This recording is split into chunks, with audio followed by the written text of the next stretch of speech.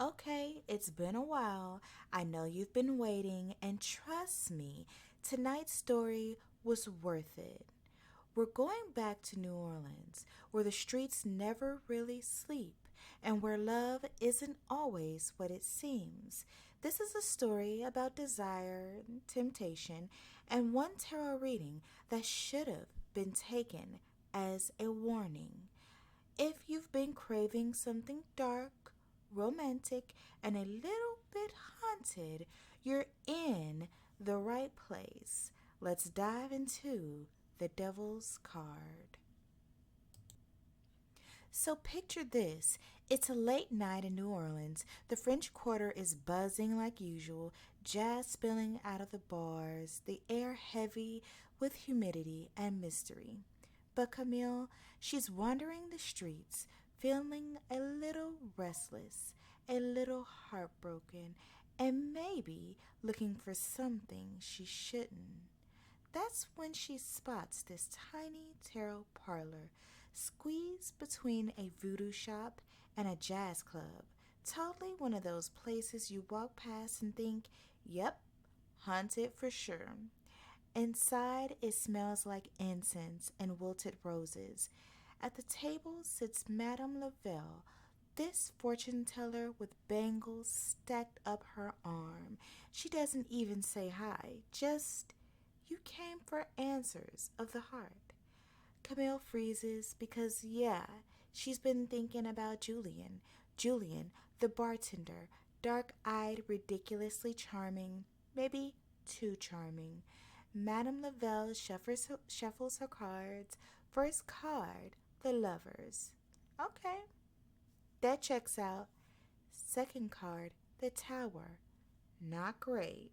Third card, it doesn't flip, it falls, and it's the devil. The candles flicker, the air goes ice cold. Madame Lavelle leans in. Leave him. This love, it ends in chains. Creepy, right? But Camille shakes it off, tells herself it's just a scam, except when she walks to Lafitte's, Julian is already there waiting, leaning in the doorway like he knew she'd show up. He takes her hand, and his touch is freezing. Behind him, the old bar mirror flickers. His reflection doesn't move with him, it just grins. Still, Camille can't stay away. Julian pulls her into dark alleys, tells her she's different, that they're meant to be, and when he kisses her under a wrought iron balcony, she swears she sees golden flecks burning in his eyes. The more time she spends with him, the worse it gets.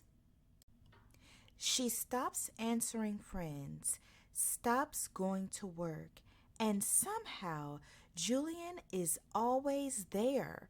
Sometimes outside her apartment, sometimes inside, no explanation.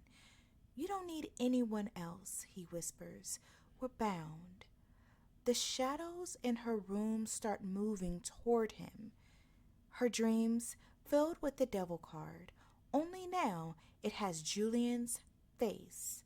Panicked, Camille runs back to Madame Lavelle. The fortune teller takes one look and says, it's too late.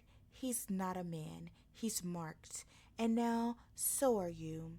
That night, Julian shows up again. He kisses her, and suddenly she feels chains of shadows wrap around her wrists.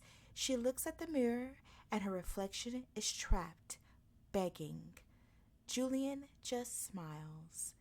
You drew the card, Camille. There's no turning it back.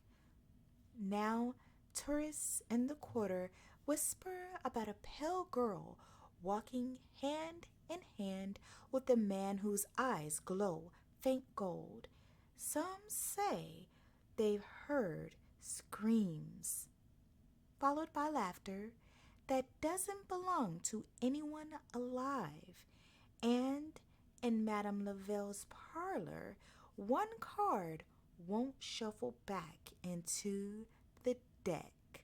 the devil waiting. If you love the creepy and the unexplained, don't forget to like, comment, and subscribe. Stay curious, stay spooky, and I'll see you in the next one.